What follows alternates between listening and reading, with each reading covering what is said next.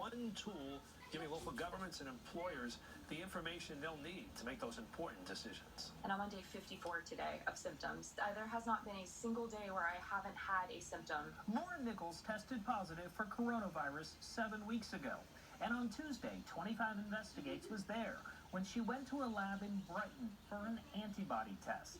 Lauren says she's been dogged by shortness of breath and fatigue for nearly 2 months. And I'm paying out of pocket for it, not going through my insurance for it. And it was just me wanting to be able to have it on file so that I could help people if I'm able to do that. Antibody testing doesn't look for the virus itself. It identifies antibodies or proteins the body creates to fight it off.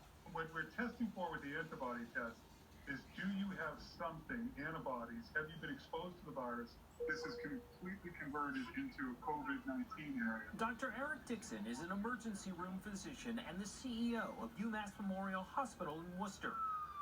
He says antibody testing could be crucial for easing restrictions and returning people to work. He says it's an important complement to coronavirus testing because many carriers aren't aware they have the infection. When you add the antibody testing to that, it'll tell you this is what's going on today.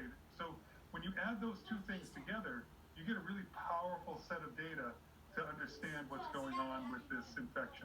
According to Dr. Dixon, that information could go a long way to determining which pockets of the population are most susceptible to catching the virus and whether enough herd immunity is present.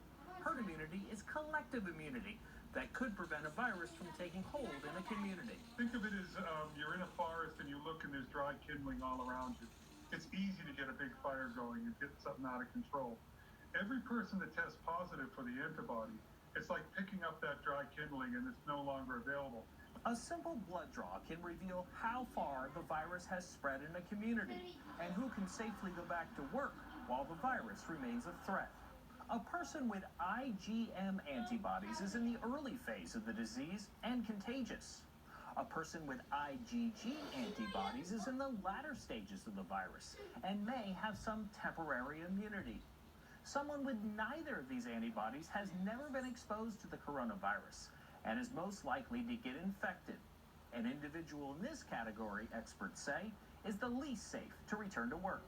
Well, we think it's going to be a very important part of figuring out how to reopen our community. Massachusetts' second largest city is turning to antibody testing to determine if it's ready to ease restrictions. We feel that this will be a more accurate way of testing. Dr. Michael Hurst is the medical director for Worcester's Division of Public Health. He says Worcester will likely start by offering antibody testing to city employees in batches or groups. His goal is to also make it available for people who work in factories, construction sites, office buildings, and anywhere else in the private sector.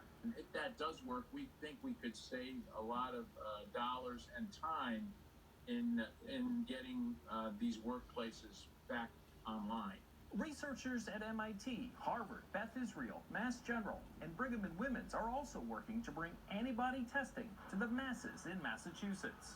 Unlike coronavirus tests, which can take about a week to get results, antibody test results are available within 48 hours.